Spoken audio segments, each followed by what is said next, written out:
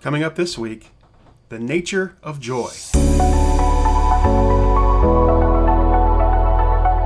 Hello, everyone, and welcome to Sunday Spoilers. This is a chance that we have every week to prepare ourselves for worship, that we can go into worship with an open heart, that we can go into worship with a foundation, that we can go into worship knowing that God has something for us to learn, to know, to understand, to see. The more prepared we are for that, the more able we are to receive that gift from God.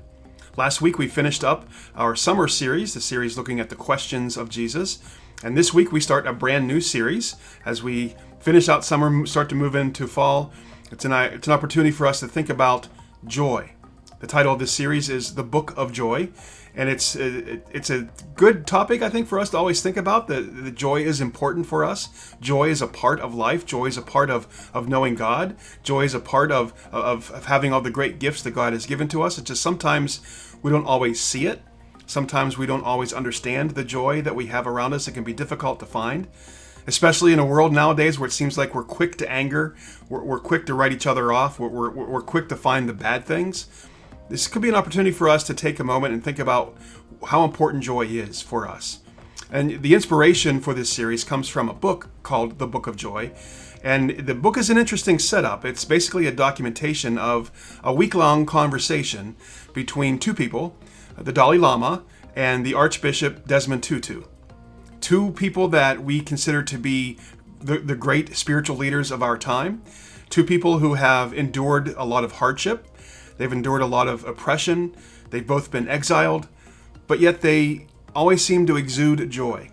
They always seem to exude this sense of bigger picture understanding of things.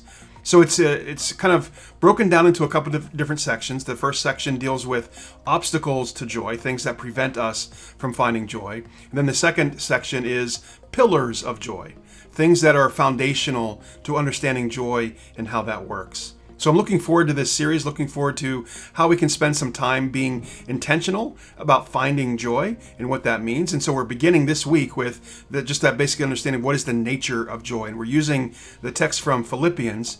This is Philippians chapter 4, verses 4 through 9. Let's hear this together. Rejoice in the Lord always. I will say it again, rejoice.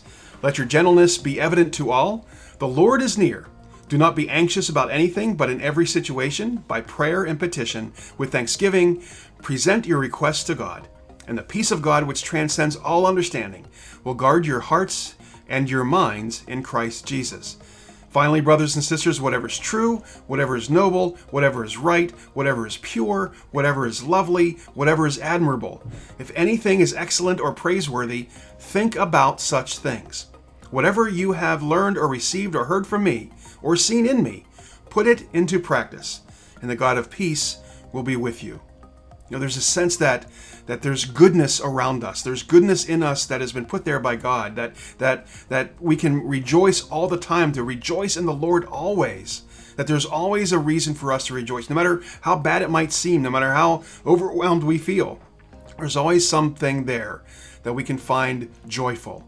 So I look forward to this journey that we'll take together. This is another long series, but I think it's important for us to have this time intentionally looking for joy in life. And it is my hope and prayer that we can find that joy together.